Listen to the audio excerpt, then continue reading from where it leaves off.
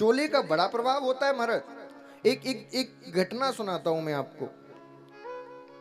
एक चोर था, बहुत बड़ा चोर, सब जगह चोरी करता। उसने कहा तंग आ चुका हूं ये छोटी मोटी चोरी करके, कुछ बड़ा हाथ मारता हूं। बोले कहां चोरी करने जाऊं, बड़ा धन किसके पास मिलेगा? बोले राजा के पास ही मिलेगा। तो चलो राजा के पास ही चोरी करने जाता हूं। अब राजा के महल में चोरी करने के लिए रात्रि में पहुंच गया।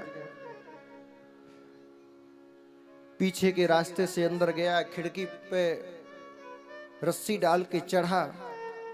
संयोग से राजा के जो कक्ष था उसी के पास पहुंच गया।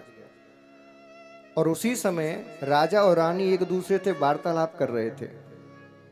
रानी कह रही थी सुनो, हमारा इतना जीवन निकल गया, अभी तक हमने गुरु नहीं बनाया। राजा कह रहा बनाए किसको, सब आजकल लोभी हैं, धन के लालची हैं, किसको गुरु बनाए? तो बोले एक काम करते हैं। बोले क्या? कल गुरु की खोज में जाते हैं। पहचान कैसे होगी? बोले धन लेके जाते हैं साथ में, और सबसे कहेंगे हमें चेला बना लो, ये धन रख लो। जो धन देख के चेला बना लेगा समझ जाएंगे ये पाखंडी है, और जो धन देख के हमें भगा देगा समझ जाएंगे ये पक्का गुरु है, और उसी से दीक्षा लेंगे, फिर वो उसी को गुरु बनाएंगे। अब वो चोर इन सब बातों को सुन रहा था खड़े खड़े। उसने सोचा यदि मैंने राजा के वहां महल में चोरी की, कितना ले जा पाऊंगा? 100, 500, 1000 मोहरे, एक पोटली 2 पोटली से ज्यादा नहीं ले जा पाऊंगा। लेकिन और यदि पकड़ा गया तो मार अलग पड़ेगी। लेकिन यदि मैं राजा का गुरु बन जाऊं, जीवन भर देगा ये। और राजा का गुरु तो पूरी दुनिया, पूरी प्रजा तो वैसे ही चरणों में। क्या करूं? अब प्लान तो पता ही चल गया राजा रानी का। वो तुरंत गया, साधुओं का भेष बनाया, साधुओं के कपड़े पहने, और एक वृक्ष के नीचे बैठ के आंख बंद करके। अब राजा का रानी का तो प्रण था, सबकी परीक्षा लेते हुए आ रहे थे, सबको धन दिखाते, कहते हमें चेला बना लो, और जो कह देता लाओ महाराज हम बना लेते, तो तुरंत उसका परित्याग करके आगे आ जाते। जिस रास्ते से राजा रानी लौट रहे थे उसी रास्ते में एक वृक्ष के नीचे जाके बैठ गए आंख बंद करके। राजा ने कहा ये भी महात्मा बड़े अद्भुत लगते हैं महाराज। अच्छा, जो रूप बनाता है वो असली महात्मा से और दिव्य लगता है। हाँ, बड़े छापे, बड़े तिलक महाराज। संत तो यहां से यहां तक लगाए, उसने यहां से पीछे तक लगा लिया तिलक। लगूं तो सही पूरा महात्मा हूं। हाँ, एक संत ने कहा बोले मूड मुड़ाए 3 गुण, मूड मुड़ा लो, बाल कटा लो, 3 गुण। क्या? बोले पहला सिर की मिट जाए खाज, खाने को बढ़िया मिले और लोग कहें महाराज। हाँ, खाने को बढ़िया यजमान के घर चकाचक और लोग महाराज कहते हैं, इससे अच्छा क्या है? तो उसने मूड मुड़ाया महाराज, और यहां से यहां तक तिलक। इतना विरक्त बन के बैठा। राजा ने कहा यही है सच्चे महात्मा। तुरंत कहा महाराज ये धन रख लो, हमें अपना चेला बना लो। लात मारी धल में, भाग यहां से। हमें धन दिखाता है, हमने जीवन भर धन को स्पर्श नहीं किया और तुम हमें धन दिखाने आए हो, भागो यहां से, हम तुम्हें चेला नहीं बनाएंगे। और जैसी धन में लात मारी, राजा समझ गए यही पक्के गुरु हैं मेरे।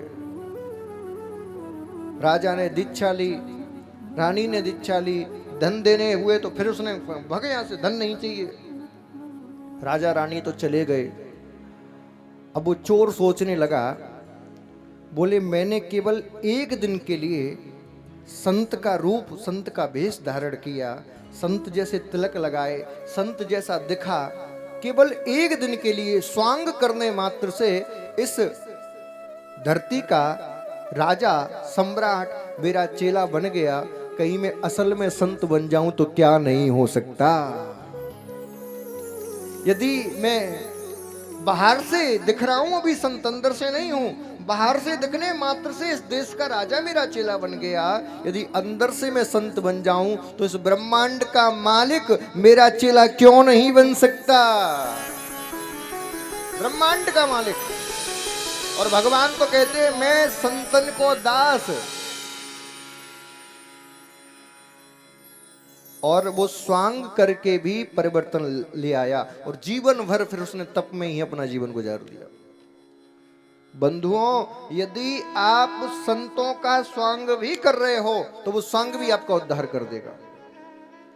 इसीलिए हम कहते हैं रूप का, पहनावे का जीवन में प्रभाव जरूर पड़ता है। इसीलिए मैं हर कथा में कहता हूं, भैया सब जगह जाते हो ड्रेस कोड फॉलो करते हो, तो कथा में आओ, मंदिर में जाओ, किसी संत के पास जाओ तो भी ड्रेस कोड फॉलो कर लिया करो। हाँ, कथा में जाओ, मंदिर में जाओ तो धोती लगा के जाओ, कुर्ता पहन के जाओ, माताएं साड़ी पहन के जाएं, सिर ढक के जाएं। जब सब जगह ड्रेस कोड फॉलो करते हो, कथा से क्या दुश्मनी है महाराज? और क्षमा करना भैया, स्कूल में जब सारे विद्यार्थी एक जैसी पोशाक में दिखते हैं तो शिक्षक का पढ़ाने में भी मन लगता है और विद्यार्थी का पढ़ने में भी मन लगता है। अब सब अलग अलग दिखें तो शिक्षक भी सोचेगा किससे क्या कहूं, कौन अपना कौन पराया, समझ में ही नहीं आता। हाँ,